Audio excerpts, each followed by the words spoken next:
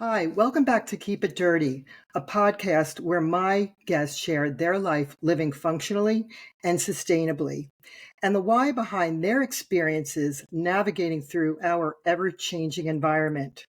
I am your host, Leslie Dowling. I'm a corporate speaker sharing how one can jumpstart your path to increase revenue and productivity through restorative health techniques. And today it is my pleasure to welcome Avi Gordon. Avi is a meditation teacher, self care coach, and director of the Integral Yoga Teachers Association. Thanks for spending some time with me today, Avi. How are you? Doing well. Happy to be here. Thanks for having me, Leslie. You're welcome. So, I guess the little bit that we did speak before we went on to this show today, I really resonated with you when you were on Clubhouse, which you are on Clubhouse, and you hold these meditation sessions for people. Maybe that's something you could speak a little bit about. And I just love your energy, the way that you just capture what we're truly feeling and tapping into that present moment, and the meditative practices that you share with everybody. And it really gets my day going. So I wanted to thank you for that. But I'd love to take it back a little bit about how did you get involved with what you're doing today? Hmm.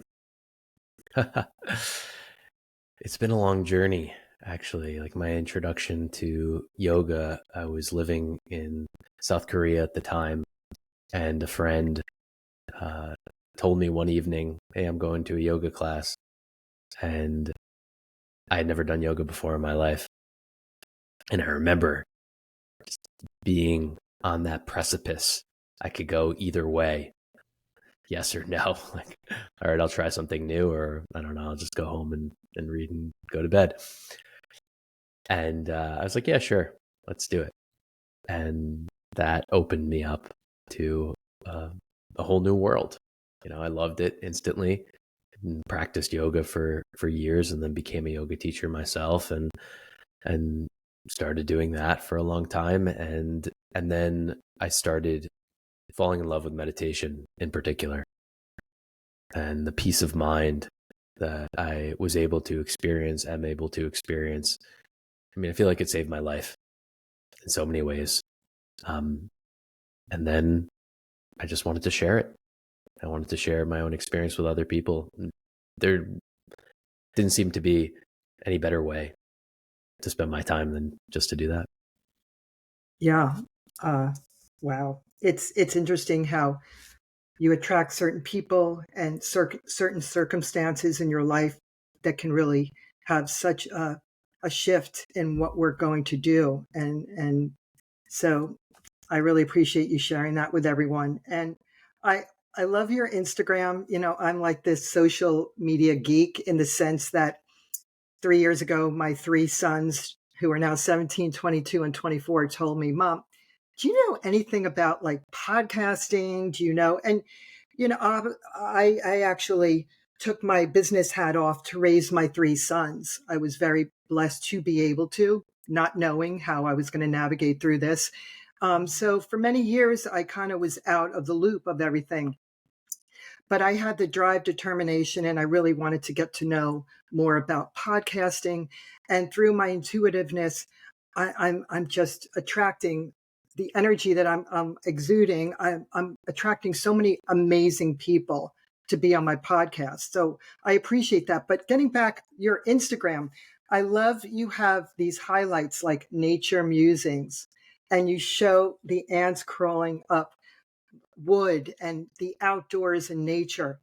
And it really hit home with me because as a little girl, I would just sit for hours and just sit in the woods and just be so observant.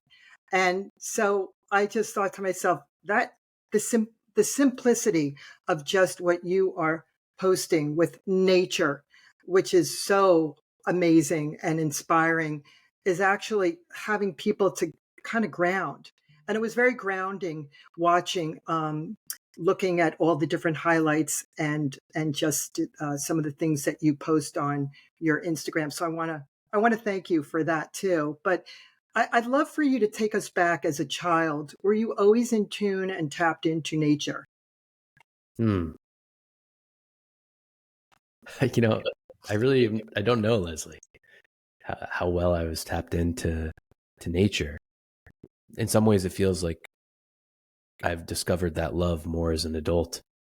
Like I'm sure I was. I think in a way, probably every child Hmm. was. I mean, I'm a believer that we are a part of nature, that I am a part of nature. So how can you not be tapped in?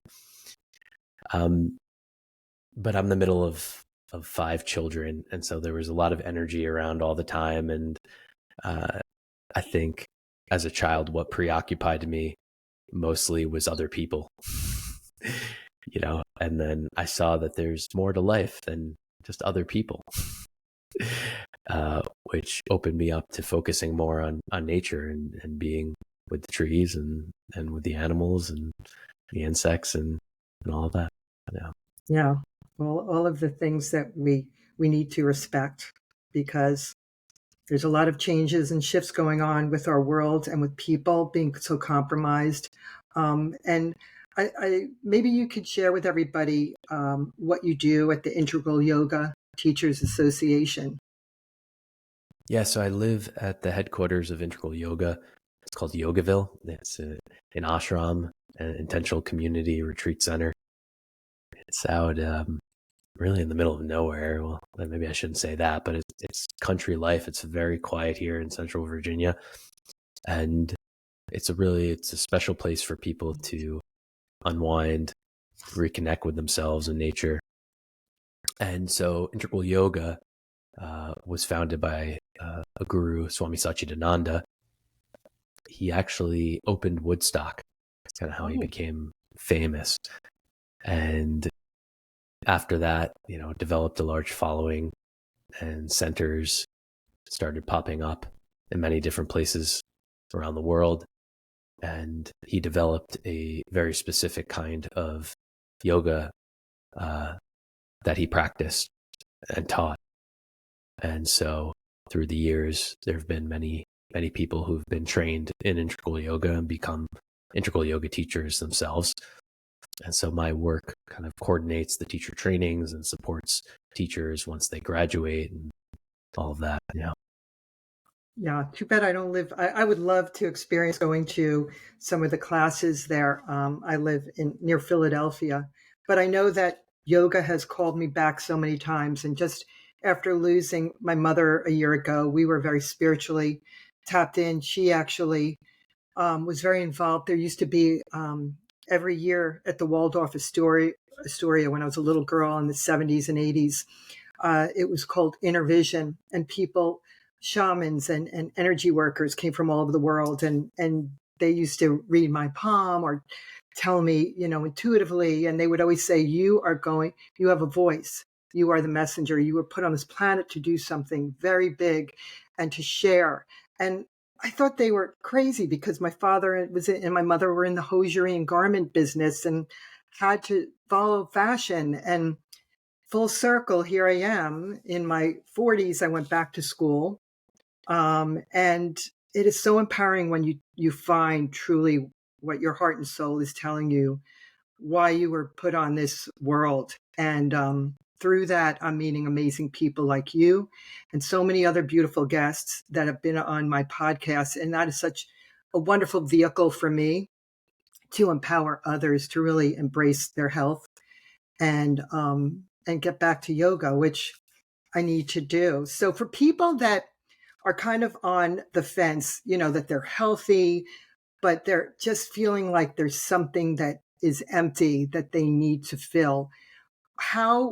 What would you recommend them do? Like try the yoga apps or, the meditative apps, or go to a local place that does yoga?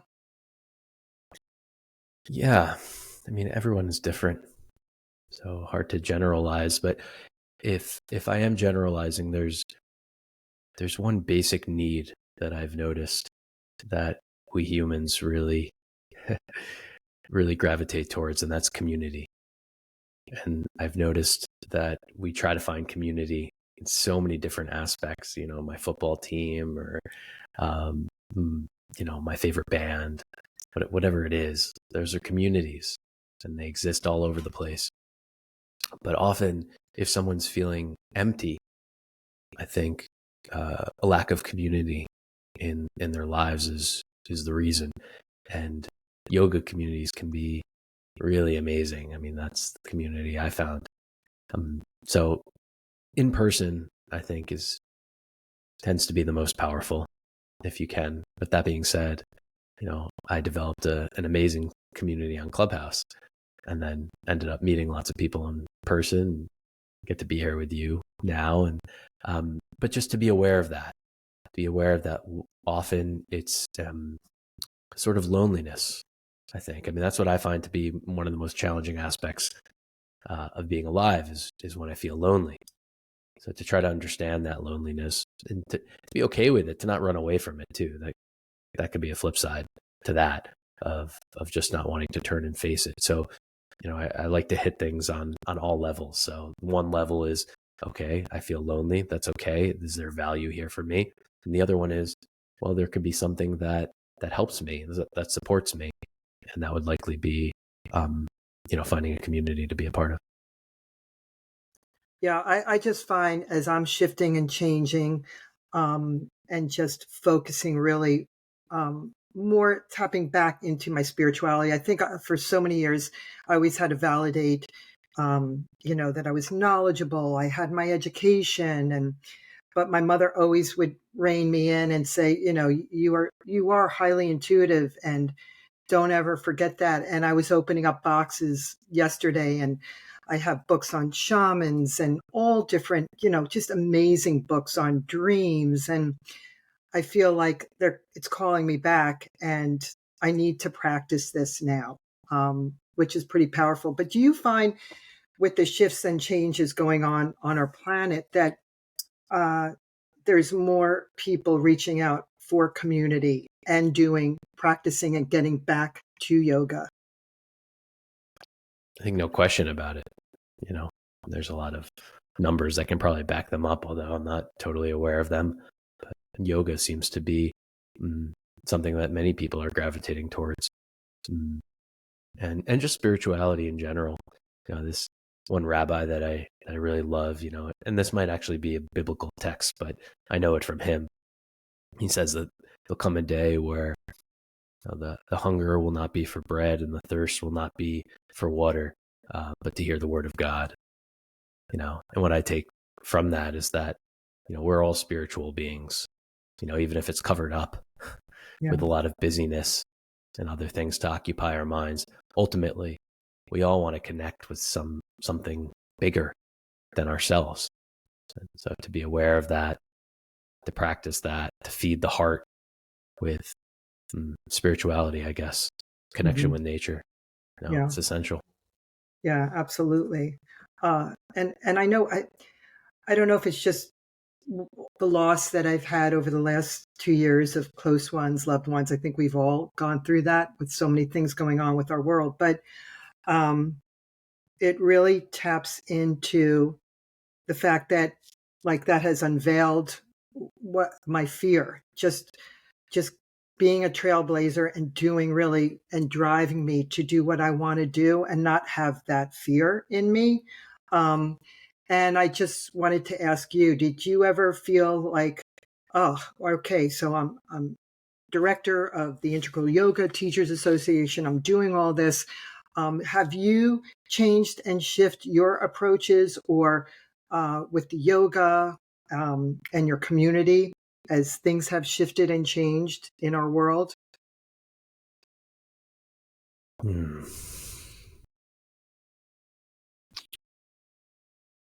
Yeah, I mean, I notice myself changing all the time. But what you're talking about, I think, is making the most of this opportunity of life. That's the most important thing. So that's changing for me all the time, how I define what is possible for my life. Essentially limiting beliefs. So I have to have a job, I have to work for someone else. Life can only be so much fun I can only spend so much time doing what I really want to be doing. Um, those are things that I've held for a long time, not even knowing that they were limiting beliefs. They were just truth. Mm-hmm. And now, I'm noticing myself opening up to greater possibility and seeing that it can be such a simple question. What do I love to do? What do I love to do? And how can I do that more often? And there can even be the possibility of getting paid and making a living doing what you love. And that's the ultimate. That's the dream. Yeah. Yeah, absolutely. I'm kind of laughing inside because my youngest son, David, he's been helping me with the technology, and I'm learning so much to do things.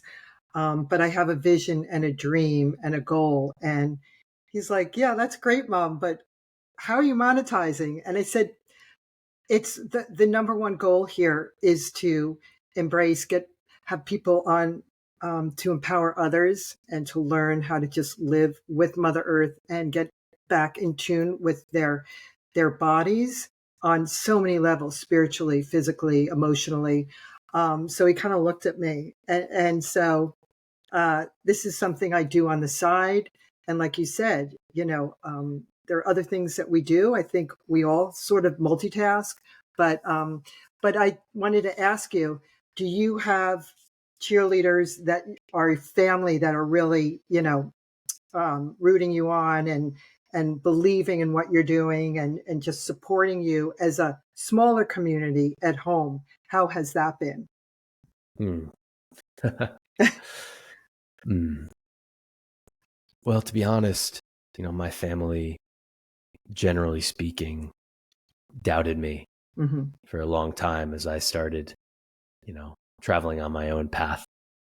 But in a way, it was great. I mean, it was hard, you know, all those voices in my head saying, you know, life has to be like this. And I understand now that that was a story that they told themselves and someone else told them. And they accepted it at some point and just said, okay, this is the way it is. Mm-hmm. Life can only be this much fun Yeah. or whatever. Um, and, but what I've noticed that's been interesting is as I've just been stronger and stronger on my path, regardless of what their opinions are of it, they've begun to give me more support, and also simply because of the way that I've changed as a person, and that's undeniable. And they see that, they feel that, and so that something inside of them, knows that. Well, who are they to question what I'm doing? Something's working. Yeah. But in terms of my very immediate family, yeah, and I have like an extended family now where I live. That's amazing. I mean, that's why I moved here, for the community.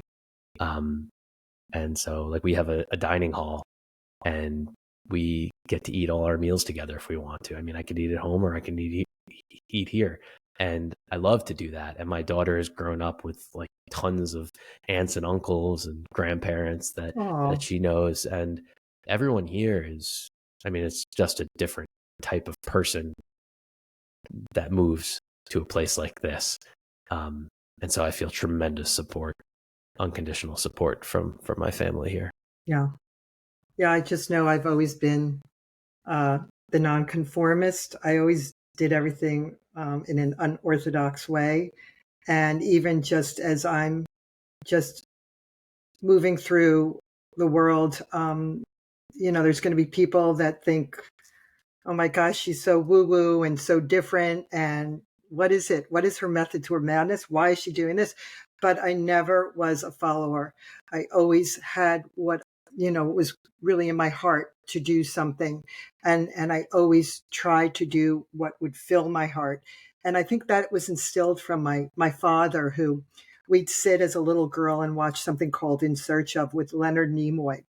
And it talked about all the different, civilizations and I'm just really always a firm believer and always questioning, why do we have to think within the box? There's so many things in this universe that we really don't know. We're just a grain of sand in this galaxy. So I really have to thank him from the heavens above, that he always said, just don't settle for what someone's telling you. If the sky is pink or psychedelic, or figure it out, like question things. So and I try to instill that in my children. And I think I just thought someday hopefully they'll give me a hug and say, thanks mom for doing a great job, thanks for letting me really appreciate Mother Earth and seeing things through a different lens. And I think it's starting to come back. I mean, for a while they thought, oh, clean eating, sitting, mindful meditation, there's so many things, so many layers that I try to share with them. I never threw it on them, but I always let them explore and be who they wanted to be. So I'm hoping I'm still on a path that I'm nurturing and there for them if they need me. But it sounds like such a beautiful community. And really, before I had you on my podcast, I spent several sessions on Clubhouse with your meditative work. But it's really such a pleasure to really get to know you a little bit more. And I just wanted to see if there's other things, because I seem to be talking more, that you want to share with the world and our community of viewers and listeners. What to share? I mean, I love what you're saying in terms of, thinking outside of the box. Even thinking outside of the box is realizing that I don't need to be thinking all the time. I like that. Like this relationship with the mind, I think, is extremely important, interesting. The practice of resting the mind, I think, is what we need today more than anything. It's what I need for sure. I never understood the peace that I could experience. I didn't realize that the mind could rest, really rest. And that I could even ask questions like, well, where do thoughts come from? Just to ask that question, or who is thinking, but I mean, I love what happens in meditation is that kind of the walls break down, and it's a feeling of oneness. I'm connected to something larger than myself. And this alleviates the sense of loneliness better than anything else, right? Because the loneliness isn't even true. It's an illusion that I'm alone. I mean, there's a part of the human experience that's very much like that. Like no one else knows what it's like to be you, and no one else knows what it's like to be me. But simultaneously, I'm not existing in a vacuum. I am a part of. And that's very comforting if it's true. And I believe it's definitely true. So, yeah, I don't know. Open to talking about anything. Yeah, I mean, I definitely am going to have you on again, because there are so many things that you could share with us.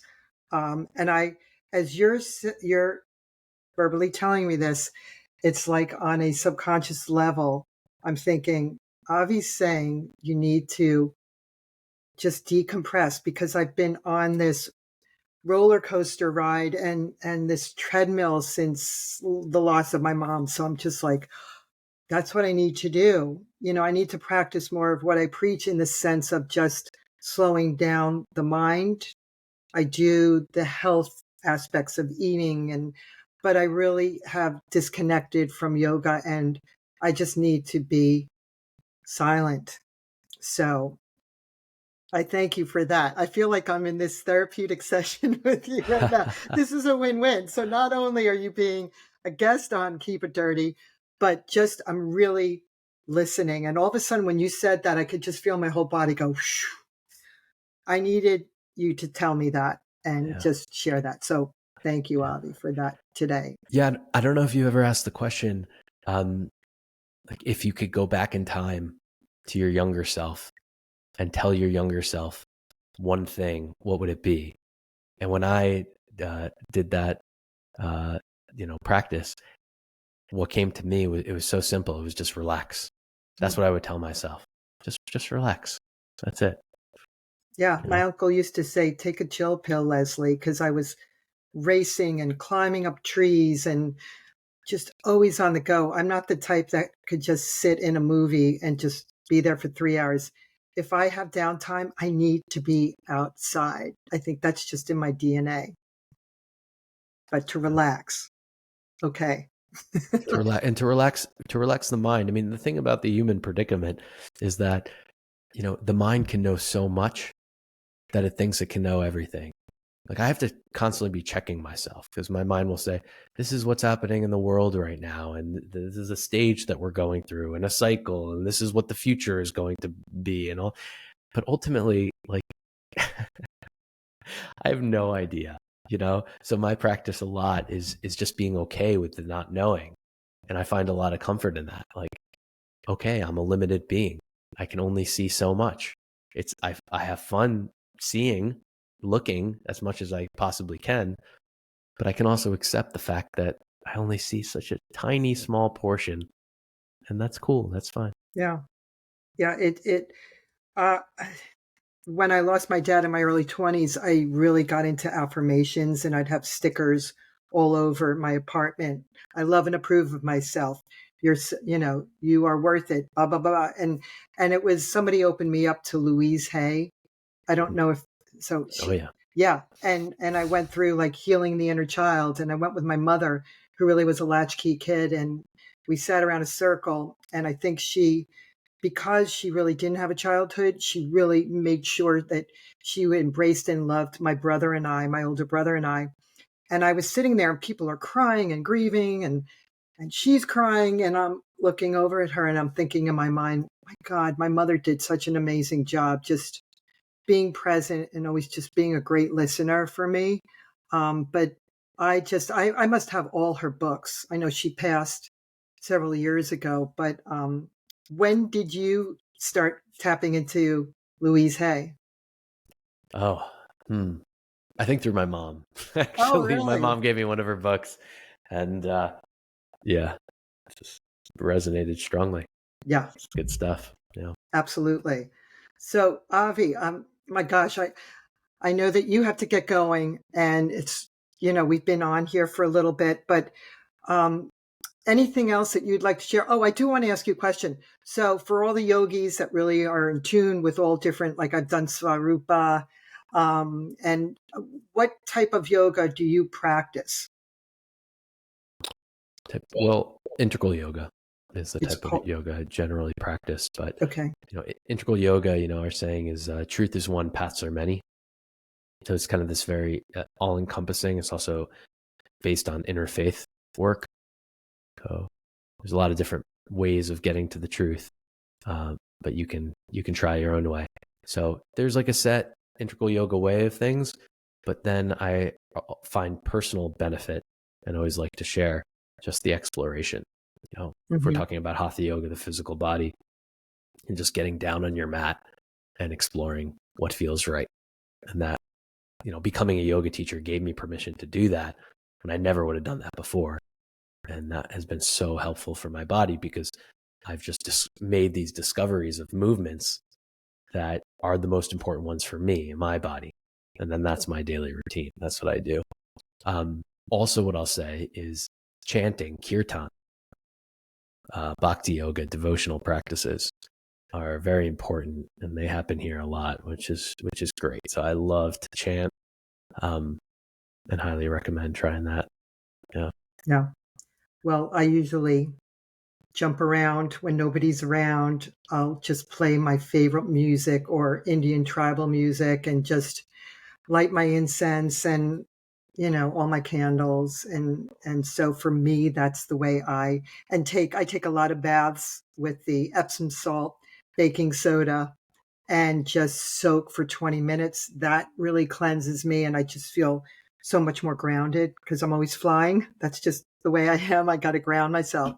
Um, the other question is, how can people get in touch with you if they have any questions? And have you written any books, or are you in the process of writing and sharing your experiences down the road? Yeah. So if anyone wants to get in touch with me, my website is gratitudeistheway.com. Gratitude is the way. And I have written a book. And it was maybe the most important project I've ever done. It's called Light in the Tunnel. It's a work of fiction. I was a teacher for many years. So, it's got a lot of big ideas, but at the core of it is education revolution, peaceful revolution through the education system. I'm very passionate about that. And creating a future. It occurred to me that imagination is very important, that in order for something to come to be, first I have to imagine it. So instead of kind of complaining about the way things are, it was a nice challenge to myself. Well, can you imagine how we go from where we are now into a much better place? And what are all the different things that would have to happen in order to get there? So that's the book. Powerful. So can people access, and if they're interested in purchasing it through Gratitude is the Way, or how they could go on Amazon? Yeah, you can link to there. It's on Amazon. Light in the Tunnel. I also did the audiobook, which was a lot of fun. I recorded that. So that's available. And I can also mention my new project that I'm super excited about. I haven't actually launched this yet, but I'll be launching it real soon. I'm calling it Life Chronicles. And so I really love to interview people. I've done well over 100 podcasts with different spiritual teachers and yoga teachers and all that. But what occurred to me was actually my grandmother passed this past year. I'm sorry. And I had just this urge to want to listen to her, like just to hear her talking about her life and her life perspective and all of that. And so it occurred to me that this could be a great gift for a family. So now what I'm doing is creating archives for families with interview recordings. And you can use it a lot of different ways. So I recently started with my family. So I just interviewed everyone and then I put it all in one location. Everyone can access it. We're all kind of getting to know each other more. And I'm getting to know like my siblings in ways that I didn't even, or my parents, because you rarely sit down and really probe deep like this and ask all these questions. And also like it can be used for children through the years. Like I would love to listen to a recording of myself when I was like 12 years old, someone interviewing me about my life and my experience. I would love to listen to that now. So I'm pretty lit up about this project. So if anyone's interested in that, you're welcome to reach out to me if you want to be interviewed. Wow. I love that. I might just do that for my immediate family because unfortunately my parents passed, and I just have a lot of stories. I was always Grandma, I want to know more about how you emigrated from Italy and you were raised on a farm. And she would tell me, and it's like it's in my brain, but I don't want to forget it. So that's something that I could ask you maybe on a different angle, all the stories and all the relatives that I interviewed, and then finding out that my mother's biological father was Russian, and I knew about it, but in honor of my mom, I named my son Max after my biological grandfather, and through him, I made such beautiful connections with family that really embraced us. Right before my mother passed, she met her nieces and people that she didn't even realize were around. So it's been very magical, but I definitely will hit you up on that because I'm very interested in keeping the history preserved for the next generation to keep that alive, which I think is really critical. So, but thank you, Avi. This has been such a pleasure. And I hope it was as much as a pleasure as it was for me for interviewing you today. Absolutely. Thanks so much for having me on, Leslie. It's great. And by the way, I've got a Grandpa Max too. Great Grandpa Max. Yeah. Oh I my just have God. to say I'm that. getting goosebumps. Yeah, my grandfather was Max Kaufman. And ironically, my mother looked just like him, and she had Middle Eastern in her and Russian. And So many of my family members say that even my son Max resembles my grandfather. So very interesting. Very interesting. So we will speak again, Avi. You will see me in my little profile when you do your meditative practices on Clubhouse again. So thank you very much, Avi. Can you just quickly give everybody your website again? Sure. Gratitude is the way. Okay, .com. wonderful. Thank you very much, Avi. And also, I just wanted to give a shout out to Humboldt Healing Company's full spectrum hemp oils, which are whole plant extracts that contain all compounds found naturally occurring in the hemp plant. Humboldt Healing Hemp is always USDA certified organic, USA grown and produced, chemical and pesticide free, and GMO free. And that is at HumboldtHealing.com. Also, Avocado Cookie features hearty, healthy ingredients like avocado and flax seeds and uses all natural monk fruit sweetener, making it low in sugar and keto friendly. So you could visit their website at avocadough.com. And remember to use the promo code KeepItDirty10 for 10% off your order. And thank you for all my viewers and listeners supporting my podcast. And don't forget to ground with Mother Earth and keep it dirty.